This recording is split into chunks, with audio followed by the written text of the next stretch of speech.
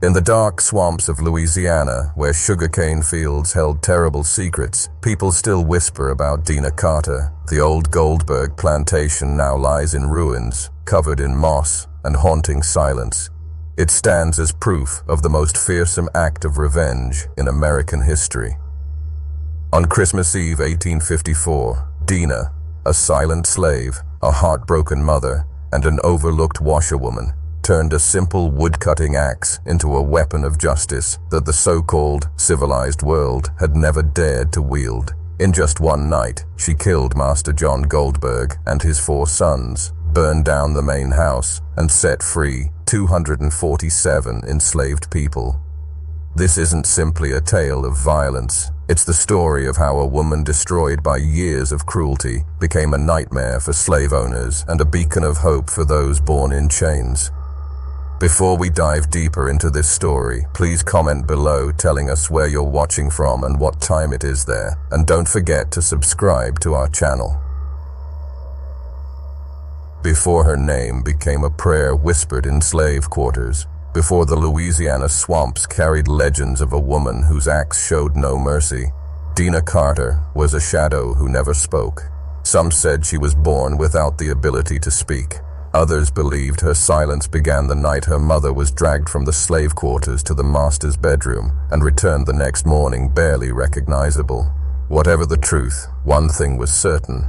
Dinah hadn't spoken a single word since she was 5 years old. But silence isn't emptiness. Silence stores everything, and Dinah's silence held it all. The Carter plantation sat on land soaked with sweat and death. Located 34 miles from Baton Rouge, it was surrounded by cypress trees that leaned like mourners and Spanish moss that hung in the air like funeral cloth. From the fields, you could see the big house, white as the devil's smile, perched high on a hill, always watching, and it watched her. Dinah was 12 when they pulled her from the fields to work inside the house. "Too quiet to talk back," said Mistress Helen, "too broken to cause trouble." She scrubbed blood from sheets that were never her own. She emptied chamber pots that reeked of decay and gin. She cleaned porcelain dolls dressed in silk, while real children wore rough burlap and bore scars. And she listened. Because when you don't speak, people forget you can hear.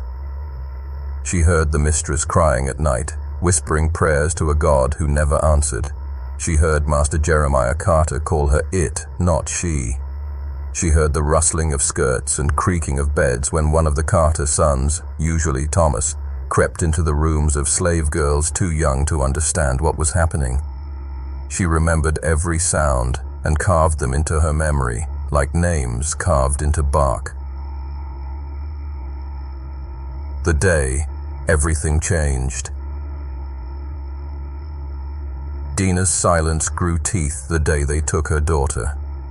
No one knew she was pregnant, not even the midwife, until the labor pains started. The baby came early, too small, wrapped in rags and fear. She named her Tamar, after the girl in the Bible who was wronged and never received justice. Tamar never cried loudly.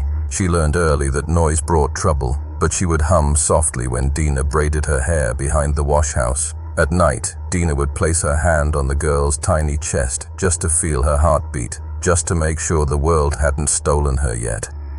But the world was greedy. Tamar was 7 when Thomas Carter cornered her behind the sugar press.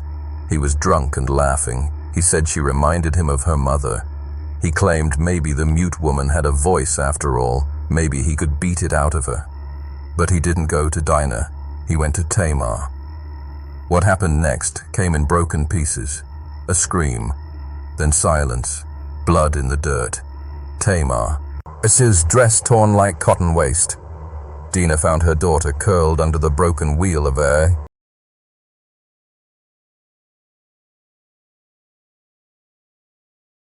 cart, whispering, "Mama, I tried. She didn't survive the night. The overseer called it an accident. The master called it a tragedy. The mistress sent for a Bible. Thomas went hunting the next morning as if nothing had happened. Dinah buried Tamar under the old pecan tree, the one whose roots curled like fingers reaching for the dead. She marked the grave with a single stone. Then she stopped eating. For 3 days, she didn't move. On the 4th day, she got up, washed her hands, walked to the tool shed, and sharpened the axe. From that moment, the plantation was never the same. The transformation. Dinah's silence had changed. It was no longer the silence of fear. It was the stillness of coiled muscle, the quiet before a hurricane, the hush before a match touches oil. She began rising before the others and staying up after dark. Her chores were completed with eerie precision. The blade she used for chopping wood was always sharpened to perfection. She cleaned it with vinegar, oiled it with lard, and whispered over it. Some said she spoke in tongues, though no one heard actual words. She started watching, not just the masters, but also the enslaved people who had lost children, who limped from beatings, who still dared to sing, who still remembered freedom. She found 3 allies. Jonas the blacksmith, who once pulled his brother's broken body from a pit behind the barn. Ida, the old midwife who had delivered over 200 children and buried at least 90. And Mongo, the field hand covered in scars like rivers, who claimed he spoke with ancestors when the moon was full. They didn't speak to Dinah at first, but they saw her.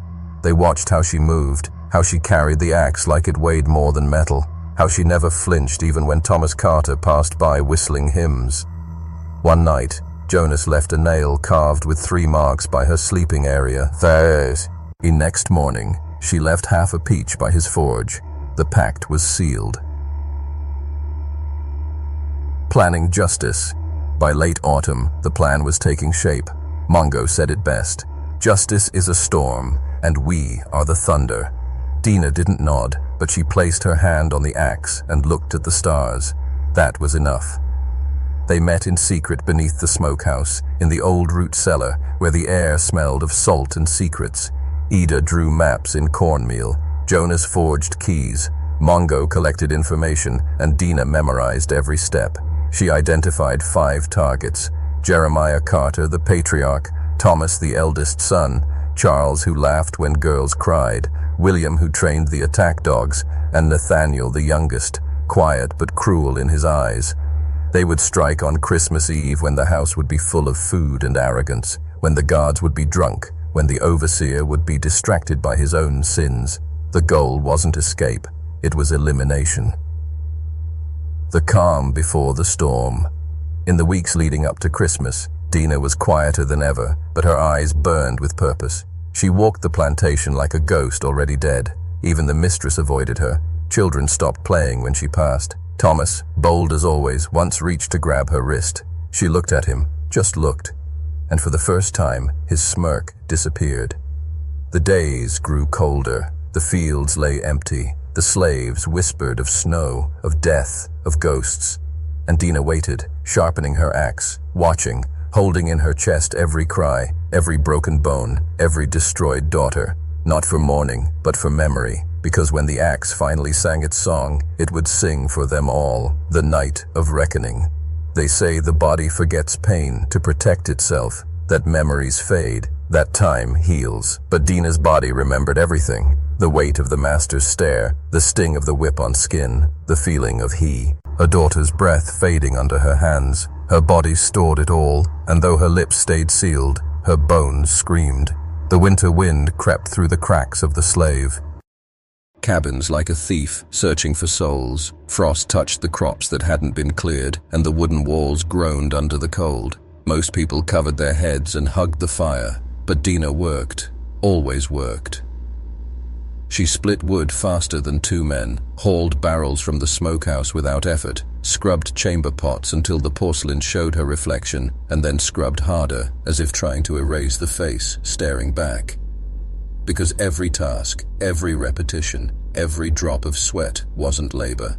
It was rehearsal, a way to keep the rage moving, to prevent it from turning into despair. Gathering strength, others had started noticing, even those who didn't know about Tamar. There was tension around Dinah now, like a bow pulled tight, like the air before lightning strikes. People stepped aside when she passed. Some said they dreamed of her, that they saw her standing at the edge of their sleep, holding something in her hand, an axe, a lantern, a flame. Jonas saw her one morning, kneeling in the frost beside the barn. eyes closed, whispering something only the ground could hear. He said her hands were bloody, but there was no wound. Mongo was the first to speak the truth plainly. "This isn't just revenge," he whispered to Jonas and Ida under the cotton press. "This woman has spirits walking with her." Ida nodded slowly. "You ever seen a body so quiet and so loud?" Jonas spit tobacco into the dust. "I've seen soldiers with less fight in them." But Dinah didn't know about their words. She didn't need to, because every night, in her own way, she prayed, not to God, but to Tamar, to the mother who never returned, to the unborn children of women who were violated and left to die, and to the earth itself, which had swallowed so many bones it no longer knew the difference between cotton roots and skeletons. The first vision, during one of these silent prayers. Years, the first vision came. She was in the smokehouse preparing salt for the meat when the air changed. The smell of death mixed with magnolia. The fire flickered without wind. Suddenly, she was no longer alone. Tamar stood at the edge of the room, or something wearing Tamar's face. Her little dress was clean, her hair braided, her hands folded in front of her as if waiting for grace. Dinah didn't speak, couldn't speak, but the child smiled. In her eyes was not sadness or pain, but something older, purpose. Then the smoke flared, the shadow vanished, and Dinah fell to her knees. The next morning she carved a mark into the handle of the axe. Not a cross, not a letter, but a symbol, rough and ancient, passed down in dreams from a place beyond language. She would carve 4 more before Christmas Eve, 1 for each Carter son, and 1 for the master. Final preparations. Meanwhile, the plan deepened. Jonas had stolen keys. Exact copies of the pantry, the gun room, the back cellar, forged in the middle of the night, while the forge hissed like a beast in heat. Ida had mapped the entire big house, every room, every hiding spot, every weak beam. She wrote it all on scraps of hide hidden inside the lining of her apron. Mongo spoke to those who had nothing left to lose. He whispered to field hands whose backs were raw, to kitchen girls whose wombs had been damaged, to old men who used to sing but now only hummed. He said, "Dinah's got something. This isn't just a plan. This isn't just revenge. She's got an answer, and it's coming." One night, 2 weeks before Christmas, Thomas Carter stumbled back drunk from Baton Rouge with 2 friends and a prostitute he called Savannah. He ordered 3 of the slave boys to light the parlor and prepare brandy. One boy, barely 10, slipped on the rug and spilled liquor on Thomas's boots. Thomas laughed, then kicked the boy in the mouth.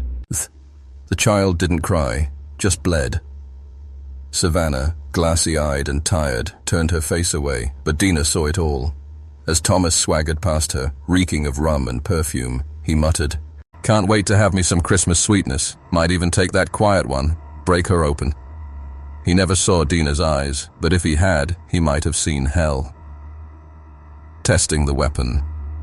The next night she tested the axe. Not on wood, on meat. She stole a piece of pork from the smokehouse, dragged it behind the chicken coop, and cut. Not once, not twice. 7 strokes, each one deliberate, each one cleaner than the last. By the time she finished, the bones split clean and the flesh fell apart like wet cloth. She buried the meat under the pecan tree and smiled for the first time in years. Christmas drew closer. The big house glittered with candles. White ribbons hung from the columns. The master received guests from nearby plantations. They brought gifts, a new riding crop, a book of sermons, a silver pocket watch. Mistress Helen supervised the decoration of the dining hall. She ordered fig pudding, honey ham, imported cheese. She told the cooks to make gingerbread men with happy faces. "Let it be a joyful night," she said. Outside, the enslaved children were ordered to sing carols. They sang, but Dinah did not. She was busy carving the final mark on the axe, the one for Jeremiah Carter himself, the final sign. Then the last sign came. 3 days before Christmas, as the sun dyed red in the swamp, Dinah walked to the river. There, sitting on the bank, was a crow. Its feathers were black as soot, its eyes bright. It didn't fly when she approached. It just stared, then cawed once, twice, 3 times. Dinah nodded and walked back. That night, without speaking, she traced the words, "It is time," in ash across the floor of the old root cellar. Jonas saw it and wept. Ida kissed the ground. Mongo began to hum something ancient, and Dinah gripped the axe like it was part of her now, like it had grown from her hand. The Carter plantation didn't know it yet, but the air had changed. The trees leaned differently, the wind spoke names, and the silence no longer festered. It boiled, ready to scream. Carrying the names, there were names the history books never recorded, names that never saw paper but lived in scars, in lullabies, in graves without markers. Dinah carried them all in silence, in bone, in blood. Every night before exhaustion claimed her body, she would sit beneath the pecan tree, the one that shaded Tamar's grave, and whisper into the dirt. No one ever heard her voice, but somehow the wind moved, the leaves shifted, the fireflies pulsed in rhythm, and the earth listened. She would run her hand through the soil like fingers through hair, and think of the ones who never made it. Zilla, beaten until her womb gave out. Jonah, hanged for stealing corn to feed his brother. A little girl named Mercy, who disappeared after a visit from Charles Carter.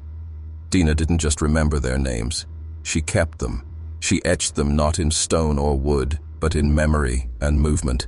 Every step she took on the plantation grounds was deliberate, as if tracing the paths where these lives were cut short. She wasn't walking, she was mapping.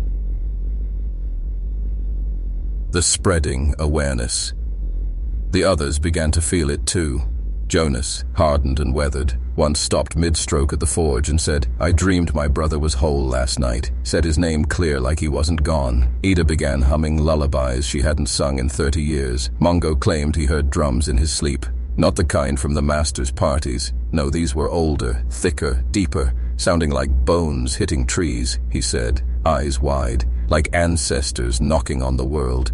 The plan no longer belonged to them alone. It belonged to them all. Every name that had been silenced, every body that had been broken. They were no longer planning a slaughter, they were summoning a reckoning. Dinah began leaving signs around the quarters. She pressed symbols into clay near the fire pit, stacked stones in threes by the laundry shed, tied red thread around handles, gates, and door frames. Most didn't know what it meant, but they felt it. It was like a warning or a promise. One of the elder women whispered to her husband, "There's something in the air, something watching." He nodded. "It's been watching a long time, just now opening its eyes." The masters remained blind. In the main house, the Carters remained oblivious. Jeremiah Carter focused on profits. Rumors of rebellion upriver had made him tighten security, but only enough to feel important. "We treat ours well," he told visitors. They wouldn't dare. He didn't notice the change in Dinah. Or maybe he did, but refused to acknowledge it. Thomas, Charles, and William were too busy with women and brandy to care. Nathaniel, the youngest, kept to himself, quiet and pale, but his eyes followed Dinah like he knew something was coming. One night, she passed him on the stairs. He looked at her and whispered, "You're not afraid of us, are you?"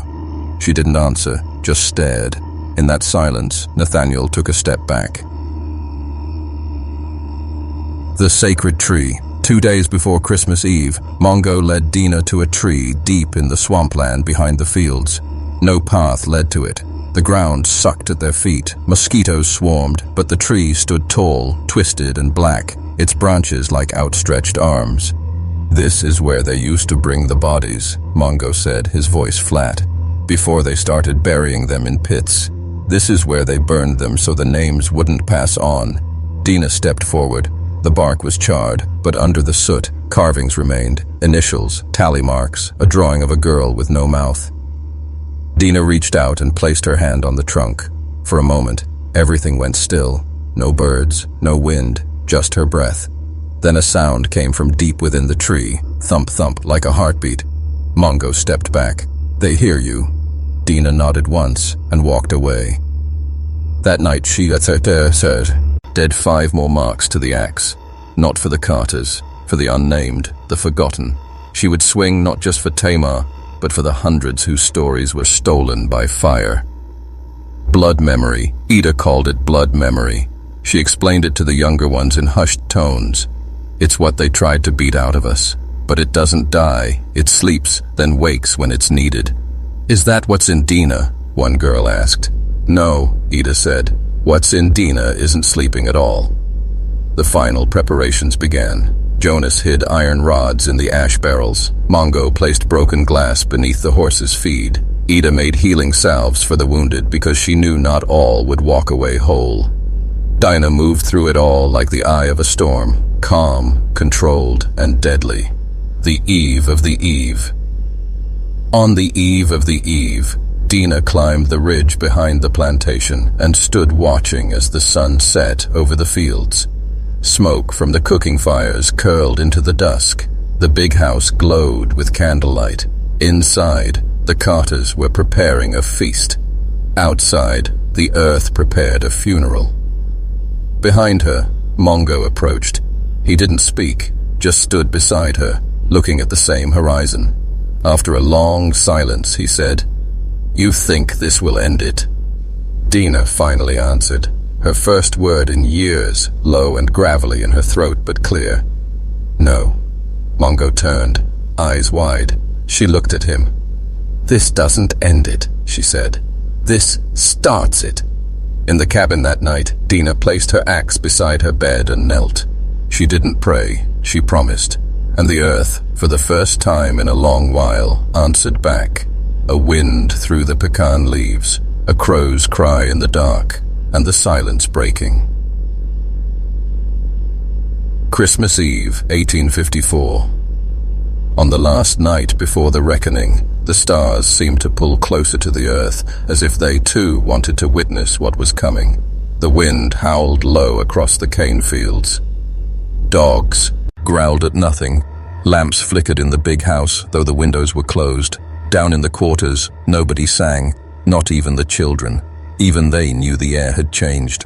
Dinah stood alone in the smithy. The others had gone quiet hours ago, pretending to sleep, pretending tomorrow was just another day. But Dinah was awake.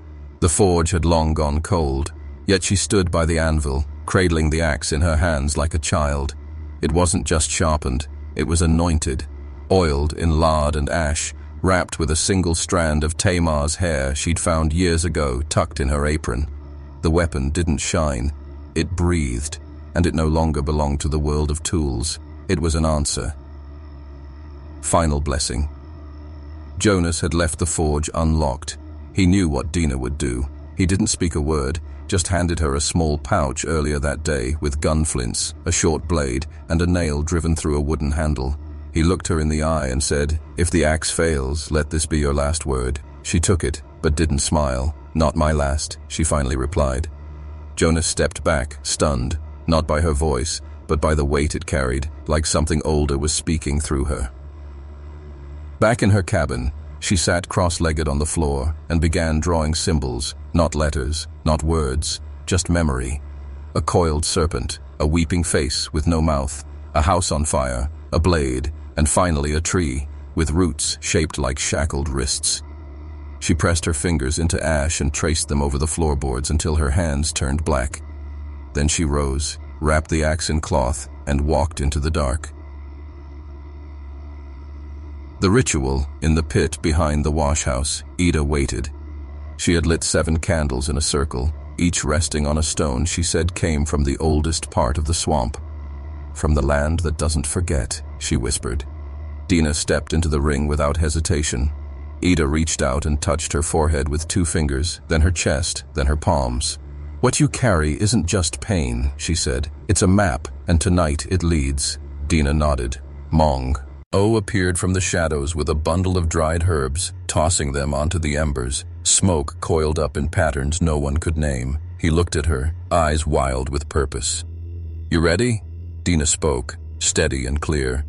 "I was born ready, just waited for the world to catch up." The march to justice.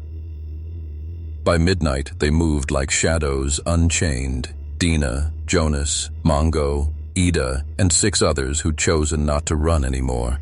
They knew their roles. Dinah would take the house, Jonas the guards, Mongo the dogs. Ida would lead the women and children to the riverbank trail at first light. No hesitation, no mercy. The path to the big house was lined with white stones and red ribbons. Jeremiah Carter believed they warded off the devil's work. He was right in a way, because the devil was coming, and she walked barefoot. At the porch, 2 guards slouched in drunken half-sleep. One leaned against a post, the other with his rifle across his lap. Dinah raised her axe. 2 breaths, 2 steps, 2 lives gone. No scream, no sound, only the thump of bodies on wood. Inside the House of Horrors. Inside, the house glowed with the last of the candles. The table was still set from dinner. Meat bones, wine stains, uneaten bread. The smell of sugar, perfume, and decay filled the air. Upstairs, voices, laughter. Thomas, Charles, William. Dinah moved like smoke, feet silent, heart loud. Each step was guided by names burned into her body. She reached the first door, Thomas's room. She didn't knock. The axe split the door like bone. He sat up in bed, startled, shirtless, reeking of brandy. What the? He didn't finish. The blade took half his jaw before he could form another word. Blood painted the walls. Dinah stepped over the twitching body. 1. The next door opened on its own. Charles, pale and trembling, he'd heard. He tried to run, didn't make it past the hallway. Dinah's second swing. G caught his spine. He dropped like a rag doll. She didn't stop. 2.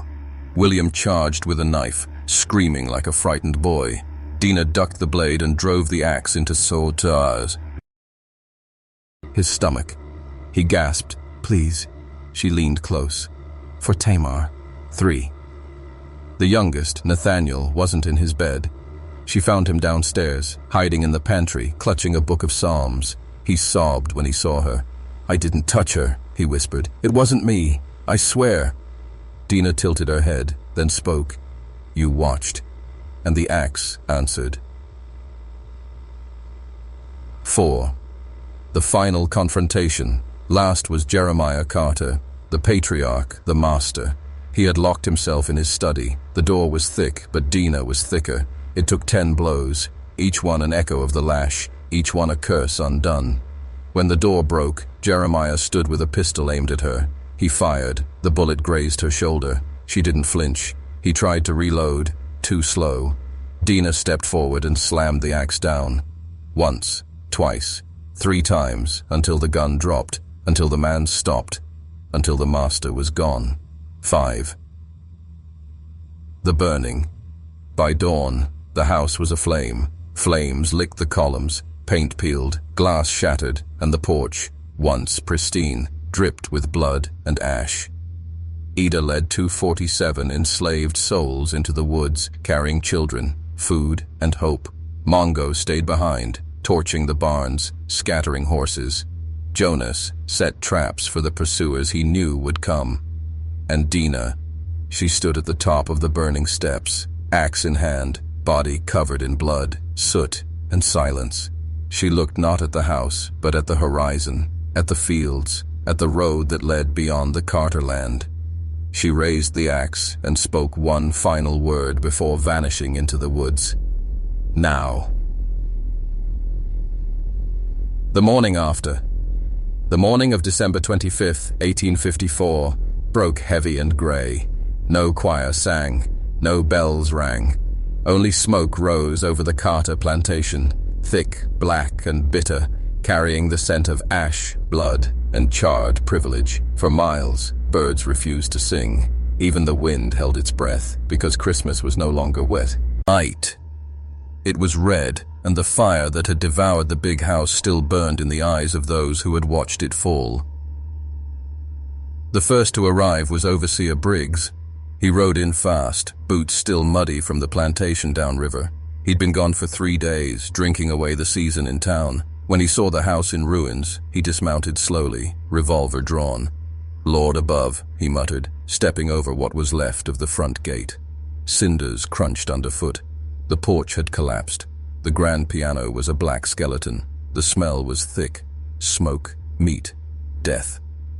He found what was left of Thomas in the hallway. Or maybe Charles. The bodies were hard to tell apart. Upstairs, he gagged at the sight of Jeremiah. face caved in, eyes wide, mouth frozen mid-scream. On the wall above the fireplace, scorched but legible, someone had carved 3 words. "We remember everything." Spreading the news, Briggs stumbled back, bile rising in his throat. Outside, hoofbeats, more riders, neighbors, lawmen, planters, all with the same question: what happened here? At first they thought it was an Indian raid, then bandits, then abolitionists, but none of those guesses felt right because no valuables were taken, only blood was shed. When they counted the quarters and found them empty, the truth began to dawn. "This wasn't a robbery," one said. Briggs nodded grimly. It was a reckoning. Word spread like fire through Louisiana. The slaves didn't run, they marched, left in the night, took everything, and killed everyone. Some called it a rebellion, others a massacre. But among the black folk who heard the whispers, the name traveled faster than fire: Dinah. They didn't say her full name. They didn't need to. Just Dinah. And a look passed between.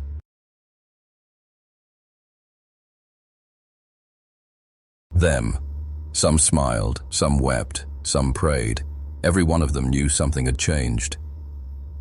The legend begins.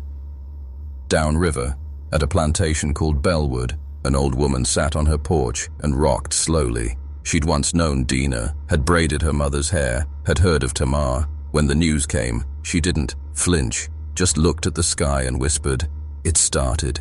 The fugitives moved through swamp and shadow. Ida led them by stars, roots, and memory. They moved at night, rested by day, covered their tracks with brush and prayers. The elders carried children. The men walked in silence. Dinah, still bloodied, still silent, watched the rear. Every time someone faltered, she stepped beside them, not to speak, just to be seen. That was enough. On the 3rd night, they crossed the river. By the 5th, they'd traveled nearly 20 miles with still no sign of soldiers. Jonas didn't like it. "They're coming, just waiting to see where we bleed." Mongo agreed. "They want to make an example, burn us slow, break the legend before it grows." But it was too late. The legend had already taken root. Growing terror. In a village near Bayou Teche, a man rode in screaming about ghosts. Saw a woman with fire in her hands, cut down 3 men, didn't speak, didn't need to. In churches, folks whispered of the Carter house, of the 4 sons, of blood on the snow. At a mill 50 miles away, a child drew a picture in the dirt, a woman with an axe and fire coming from her mouth. When asked where she saw it, she said, "In my dream, she told me to wake up." Back in the woods, the fugitives found shelter, an old French fort, half-rotten, hidden by vines. Mongo said it once held soldiers, now it held survivors. That night, Dinah stood by the entrance, axe still in hand, watching the darkness. Jonas came and sat beside her.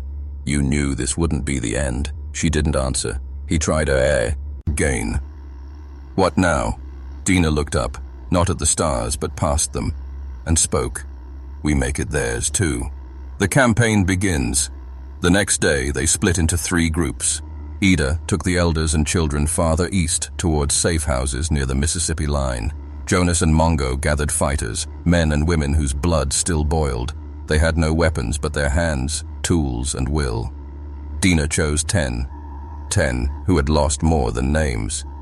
She began to teach them how to walk without sound, how to move through brush, how to strike without hesitation. Her silence was her lesson. Her scars were her scripture. Her axe was their sermon.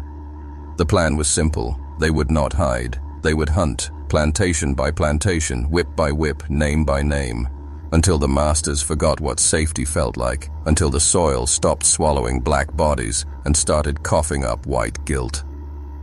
On the 6th night after Christmas, they struck again. A small estate called Fairmont. 2 overseers, 1 master, 6 slaves. They entered before dawn, left by morning. House burning, chains broken, 6 more free, 3 more dead. Carved into the door, "This isn't over." The fire spreads. It wasn't just fire that burned Fairmont Plantation. It was memory. The kind passed in whispers, in scars, in lullabies too broken to sing. When dawn rose over the charred beams and broken chains, it marked more than destruction. It marked the first official blow in a war no one had declared, but one that had long been deserved. Fairmont was small, a two-story manor surrounded by cane fields and arrogance. The master, Leopold Dunn, was a man of lace gloves and cracked whips. He liked his slaves silent and his whiskey loud. He never expected death to come before breakfast. But death had a new name now, and it walked barefoot. They came before the rooster crowed. Mongo took the guards. Jonas cut the gate. Dinah led the rest. 8 of them, masked in ash and mud, crawling like smoke across the fields. Every step carried a name. Each of the 247 had lost someone. A son to untreated fever, a mother to the whip, a lover sold south, a sister never seen again after the master's door. There was no mercy in their steps, no pause in their breath, only a rhythm passed down through generations. Whip, chain, fire, blood, and tonight, response. Swift justice. The house was quiet, too quiet. Inside, the master still slept. The cook snored by the stove. A sentence. She entered through the rear pantry, cut through the kitchen, and found Leopold Dunn lying beneath a silk blanket. She didn't scream, didn't curse. She just raised the axe and dropped it. Once, twice, a third time for good measure. No warning, no ceremony, only justice. They freed 6 people that night, 3 men, 2 women, 1 boy who didn't speak, but stared at Dinah like she was a story he'd been told in the womb. They gave them food, shoes, and a choice. "Come with us," Jonas said, "or run far. Either way, you're free." The oldest woman wept, kissed Dinah's hand, and whispered, "I knew she'd come." Dinah didn't react, just turned and walked into the dark, sending a message. By noon, Fairmont burned, not by accident, but by principle. Every timber, every curtain, every document that claimed ownership over bodies turned to ash. On the wall of the front porch, Jonas carved 2 words with the tip of a nail. First blood. The news spread faster than the flames. 3 plantations emptied their quarters the next night. Masters terrified their fields would rise against them. Some fled to Baton Rouge. Others paid mercenaries to guard their homes. A few tried to be kind, offering meat scraps and shorter work days. Too late. The seed had been planted, and it was growing. In New Orleans, the papers called it the Christmas Revolt. In Baton Rouge, the Mulatto Massacre. In whispered corners of juke joints and praias, sea houses, it had another name, Dinah's Uprising. Growing resistance. Slave owners demanded troops. Churches prayed for order, but neither muskets nor verses could stop what had begun, because this wasn't a campaign, it was correction, and Dinah's axe had more to say. 1 week after Fairmont, they struck again, a place called Red Hollow, owned by the Mercer family, known for branding runaways on the face. This time, there was a fight. 2 of Dinah's group were wounded. One of theirs didn't make it, Amos, a boy barely 16, who had once hidden Tamar's shoes after a whipping. When he fell, Dinah knelt beside him, pressed her forehead to his, and whispered something no one heard. Then she rose, and what she did next, Jonas would later call divine. She stormed the house alone, took 3 bullets, none fatal, and killed 7 by herself. Her clothes soaked in blood, her eyes black as soot. When she walked out, dragging the Mercer patriarch by the collar, the others didn't cheer. They bowed. Mongo said she was no longer flesh. "She's what comes after the scream," he whispered. "The part white folks never thought we'd reach." The philosophy of Fire Ida, who had begun keeping a journal for the next generation, called her the fire that woke the bones. And Dinah, she still spoke rarely, but when she did, the earth listened. After Red Hollow, they found a preacher hiding fugitives in a chapel near the bayou. He offered them sanctuary. Dinah refused. "This isn't about hiding," she said. "It's about finishing." He asked if she believed in heaven. She looked at her axe. "I believe in memory." By the end of January, 11 plantations had been hit, 83 freed, 19 killed. On every wall, burned door, or tree stump they left behind, words etched in mud, blood, or coal. This is just the start. The Great March. They didn't run. They marched. Not with fanfare, not with flags, but with calloused feet, empty stomachs, and names heavy in their mouths. 247 of them, freed by fire, bound now not by chains, but by the weight of what had been left behind. Closed. This walk wasn't escape. It was procession. The leaders. Ida walked at the front. She knew the old trails, paths used by runaways, smugglers, Choctaw hunters. Some called her mad, others called her ma'am, but none questioned her steps. At her waist, she carried a pouch of names, scraps of cloth from babies born and buried, teeth wrapped in linen, locks of hair. "What's that for?" a young girl asked her once. Ida looked forward. "So they come with us." Jonas took the rear, his hammer slung over his back, a knife hidden in his boot. He never smiled, never spoke unless needed. But when the river crossing came, he carried 12 people on his back. "Mud doesn't scare me," he said. "It's the silence after it that does." Dinah stayed in the middle, her axe wrapped in cloth, tucked under one arm like a sleeping child. She never gave orders, but when she moved, they followed. When she stopped, they did too. To breathe, to listen, to remember. Nights in the swamp. The second night they camped near a fallen sycamore deep in the swamp. The moon hung heavy, pale as bone. Fires were forbidden, so they huddled in silence. A baby began to cry. Its mother tried to shush it, pressing against the small ribs, whispering stories that weren't hers. Dinah approached. She knelt beside the child, touched its brow, and began to hum. It wasn't a melody. It was a memory.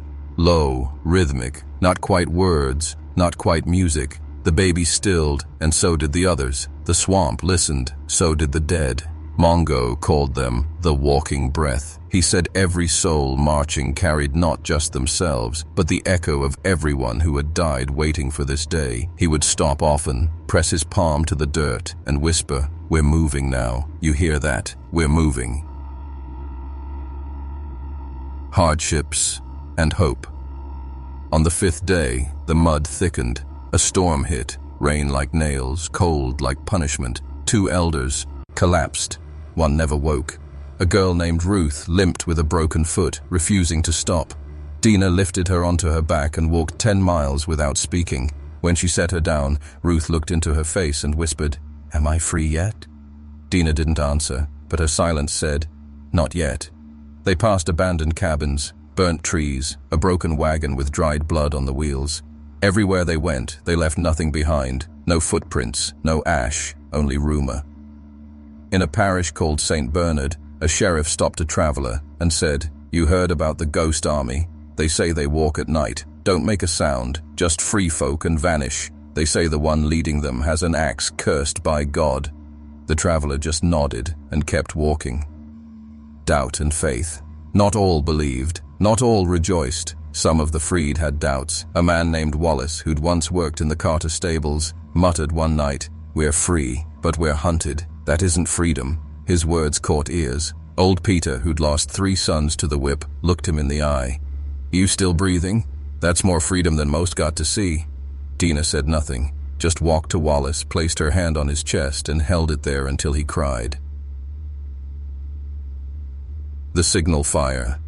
The 7th night, they reached a hill. From its crest, you could see the lights of town in the distance, smoke from chimneys, laughter from far-off taverns. The world kept turning, but for the 247, it was still yesterday.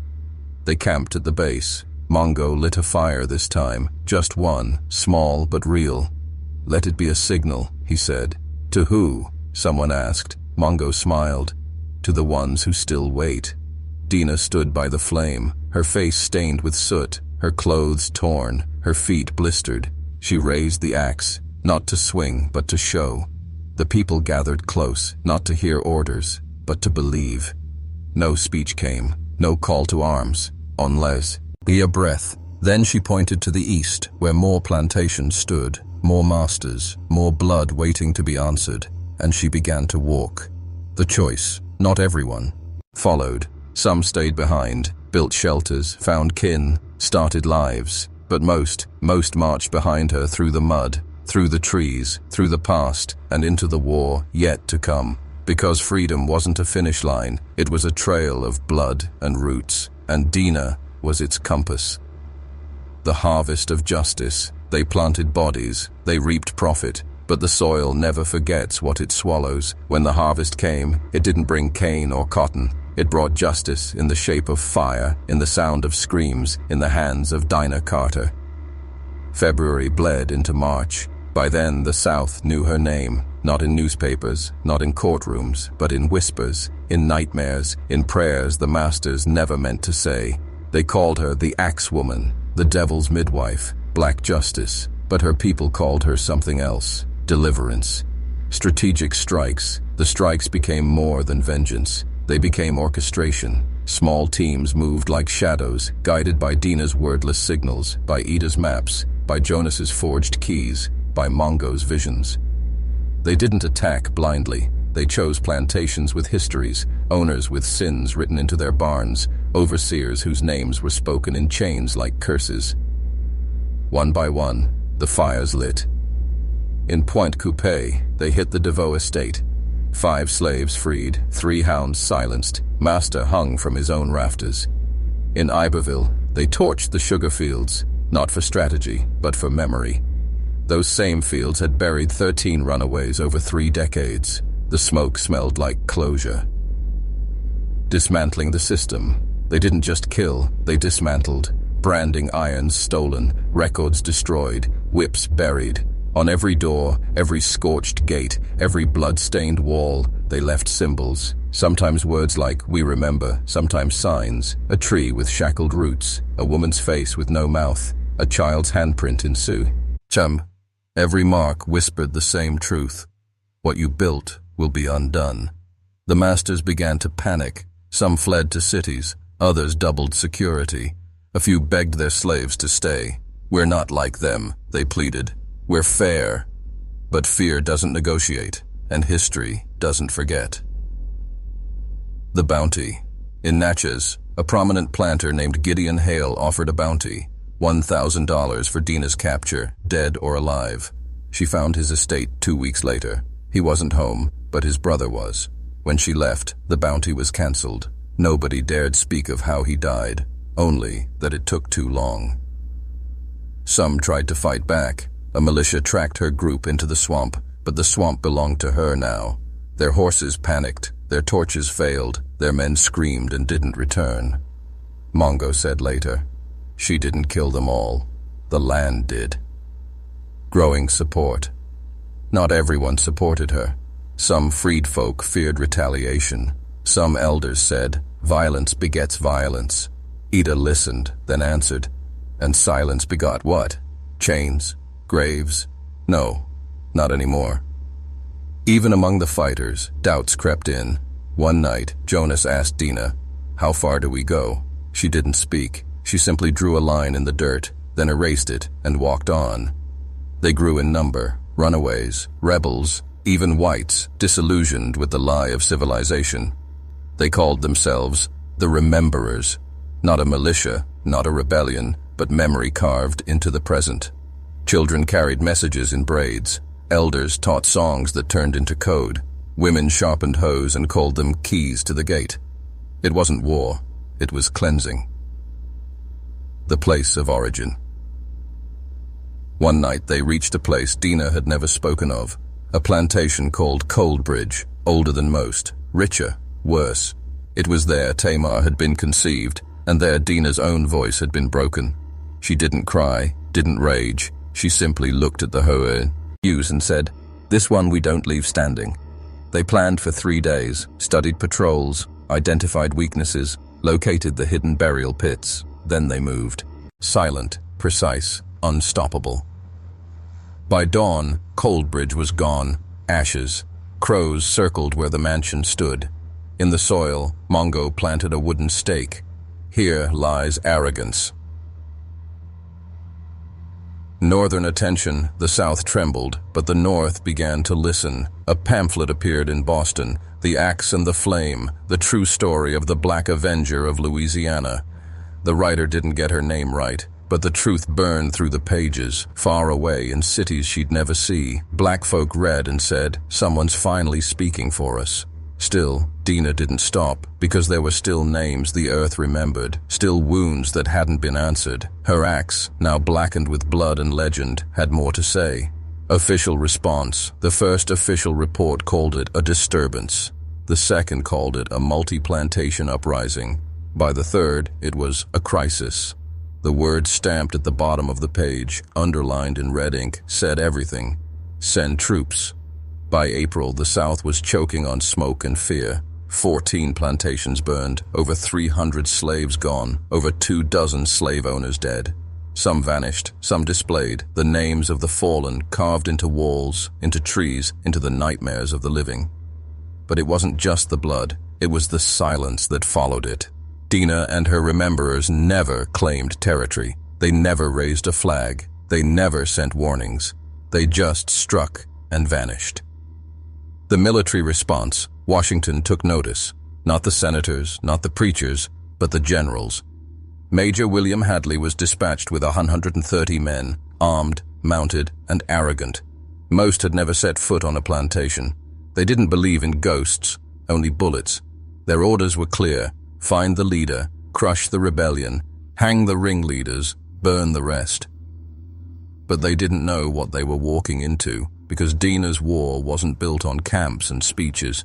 It was built on memory, and the land remembered. Into the swamp. The army entered the swamp at sunrise. By sunset, 4 men were missing. By the next day, their horses wouldn't eat. The guides vanished. The maps proved useless. Then came the drums, not loud but low, distant like heartbeats from beneath the mud. Then came the traps, spikes in shallow water, snare vines that pulled men down, dogs gone silent. Then the voices, not yelling, not human, just breath, whispers. Hadley ordered torches lit. They flickered, then failed. The air too damp, the fear too thick. That night they camped in tight circles, rifles loaded, eyes wild. At dawn they found the first symbol carved into a tree, a woman with no mouth holding a child made of fire. Next to it, a message: "We are what you tried to bury." Psychological warfare. On the 4th day, the first shots were fired. Hadley's men saw a figure near the water, tall, still, carrying something heavy. They opened fire. The figure didn't flinch, didn't fall, just disappeared into the mist. One man swore he saw her eyes, black as night, full of teeth. "Heard her say my name," he whispered. He shot himself 2 hours later. That evening they were surrounded, not by soldiers, but by silence. When the first scream came, it was from a man who wandered too far from camp. His body was never found, only his boots filled with blood. The hunter becomes the hunted. Dinah didn't lead charges. She led echoes. She struck in the dark, swift and brutal, then vanished. She moved with 10 others, all masked in mud and grief. They didn't shout. They didn't hesitate. For every soldier they killed, they left something behind: a child's broken doll, a noose made from a belt, a page from a plantation ledger burned at the edges. It wasn't war, it was judgment. Hadley ordered a retreat, but the swamp wouldn't let them go. Rains came, flooded paths, sucked horses into bogs, turned trails into rivers of rot. By the end of the 6th day, half his men were gone. In the sky, the crows began to circle. The broken army. When they finally stumbled out near the bayou, they weren't soldiers anymore. They were husks, bloodied, muttering, crawling. Hadley refused to speak for weeks. When he did, he said only this: "She's not just a woman. She's what we made. She's every scream we ignored. And now she remembers." In the months that followed, no more troops were sent. Not because the threat was over, but because no one volunteered. The army had maps, but Dinah had the land, and the land had chosen. In the freed quarters, the old ones began calling her Mi Machado, Mother Axe. Some said she could split a man in half with one swing. Others claimed her blood was now gunpowder. The truth didn't matter. The fear did. As her legend grew, so did the silence in the houses of power, because the South was no longer safe, and Christmas would never be white again. The final stand. They say legends don't die, but they do burn. Some choose to burn standing, a flame with a name. By the end of that year, Dinah Carter had done the unthinkable. 23 plantations destroyed, hundreds freed, dozens of masters judged, the army shamed. The South bled, not from war, but from memory, finally speaking. But even fire has breath, and hers was growing thin. It happened near Cane Hollow, a plantation rebuilt by one of the Carter cousins, Elias Carter, a preacher with a whip behind the pulpit. He'd vowed to purify the land of rebels, promised a bounty for Dinah's head, $2,000 in gold. But Dinah didn't wait to be hunted. She came with only 4 fighters this time. Old wounds had caught up, her body bent, but her spirit stood taller than ever. The trap. The night was cold, too quiet, as if the land itself was waiting. They entered through the sugar mill. Dinah moved slower now, but every swing of the axe was exact. One guard fell, then another. But they had been expected. A trap. Gunfire from the raft. As Jonas took a bullet to the chest, Mongo was captured. The others scattered. Dinah, bleeding and cornered, did not run. She walked to the center of the field where Elias stood with soldiers and shackles. He pointed his rifle at her. "On your knees, woman." Dinah didn't kneel. She raised her axe. It shook in her hand, but still it rose. Elias fired. The shot rang like thunder. Dinah staggered, dropped to one knee. Blood soaked the dirt, but her eyes never left his. She smiled and whispered, "Now you kneel." The final fire. In that moment, lightning struck. The sky opened. The wind howled. The field caught fire. No torch, no oil, just flame, as if the land itself screamed. The soldiers ran. Elias fell to the ground screaming. Dinah stood one last time, arms open, body burning, face calm, and vanished in the fire. They never found her body, only the axe, half melted, embedded in the soil like a monument.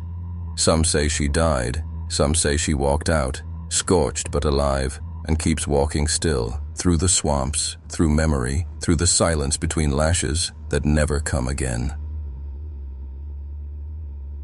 The legacy. The following Christmas, no plantation in Louisiana lit candles, no bells rang. On the steps of a courthouse in Baton Rouge, someone painted words in red.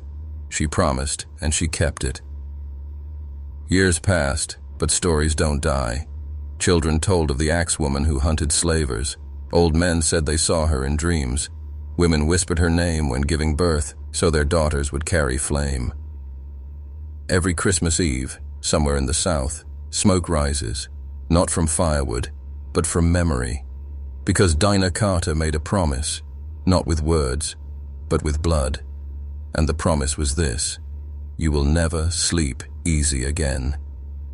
If this story stirred something inside you, it's because her memory still walks. If you know someone who carries the weight of those who came before, her name, Dinah. She was never a myth. She was justice, finally answered. If you want more stories like this, subscribe to the channel now. Leave a like to support this work and share it with